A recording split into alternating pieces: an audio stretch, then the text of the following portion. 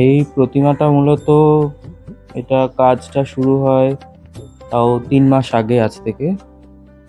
আমার বাড়িতেই আমি প্রতিমা তৈরি করি, তো এখান থেকে সোশ্যাল মিডিয়াতে আরও কাজ বিভিন্ন রকম আপডেট দেওয়া থাকে, সেখান থেকেই মানে চেনা জানা করে সেখান থেকে মানে প্রতিমাটা ওরা একটা অর্ডার করা হয়, সেই ওদের কাজের অনুযায়ী এটা কাজটা শুরু করা হয়। এবার যেহেতু এটা বাইরে চলে যাবে প্রতিমাটা, তো এটা মাটি দিয়ে সাউথ কোরিয়াতে যাচ্ছে, মাটি দিয়ে তো করাটা সম্ভব না, ওই কারণে এটা ফাইবার গ্লাস দিয়ে করা হয়।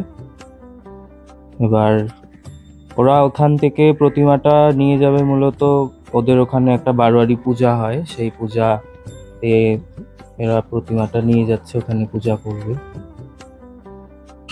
এটা এখন কাজ প্রায় কমপ্লিট হয়ে গেছে, আর কাজ এটাতে সেরকম কিছু একটা নেই, তো এটা 2-4 দিনের মধ্যেই বের হয়ে যাবে, শিলিগুড়ি থেকে বের হয়ে যাবে।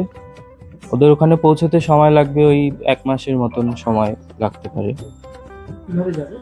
এটা আমরা এখান থেকে ওই কোরিয়ারের শিফটিং এর যে এই ব্যাপার আছে, এগুলোতেই পাঠানো হবে।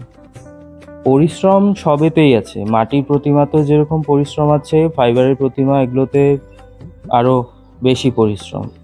এগুলো এক একটা স্টেপ বাই স্টেপ কাজ হয়। প্রথমে মাটি দিয়ে মডেল তৈরি করতে হয়, করার পর তারপরে হচ্ছে এগুলো মোল্ড করতে হয়, মোল্ড করার পরে তারপরে আমাদের যে সমস্ত ফাইবারের কেমিক্যাল সেগুলো দিয়ে কাজ করতে হয়। তারপর ফিনিশিং হওয়ার পর তারপরে রং, এগুলো ফিনিশিং এর সমস্ত কাজগুলো করে দিতে হয়। এটা প্রতিমা আমার আমার ছোটবেলা থেকেই নেশা ছিল, একটা প্রতিমা গড়ার একটা নেশা ছিল। সেখান থেকে একটু একটু করে কাজ করতে করতে তারপরে পরবর্তীতে এটাই প্রফেশন হয়ে যায়।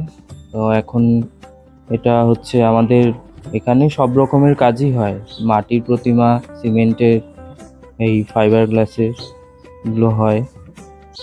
আর এমনি টুকটাক আশেপাশের যত পূজা আছে এগুলো এখানে হয়। এইদিকে শিলিগুড়িতেও কিছু প্রতিমা তৈরি করা হয়েছে ইতিমধ্যে।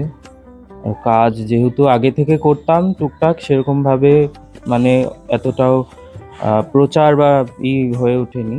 তো প্রফেশনালি কাজটা আমি মোটামুটি এই 1-1.5 বছরের মতন হলো, মানে একেবারে প্রপার প্রফেশনালি শুরু করছি। তার আগে এমনি শখ করেই করা হতো। এটা একটা খুবই ভালো লাগার একটা বিষয়, যেহেতু এটা আমার একটা পছন্দের কাজ, একটা ভালোবাসার কাজ। তো এটা আমাদের এই দেশের গণ্ডি পেরিয়ে যখন এটা বাইরে চলে যাবে বিদেশে, এটা আমাদের মানে এগুলো আমাদের বাঙালিদের জন্য গর্ব। আর তারপরে আমরা শিলিগুড়িতে থাকি, আমাদের শিলিগুড়ির থেকে মানে এই প্রতিমাটা যাচ্ছে, আমাদের শিলিগুড়ির শহরবাসীর জন্য খুব একটা ভালো লাগার বলে আমি মনে করি। আমার নাম সঞ্জীব সাহা, বাড়ি শিলিগুড়ি হাকিমপাড়া, নিয়ারেস্ট খেলাঘর মোড়।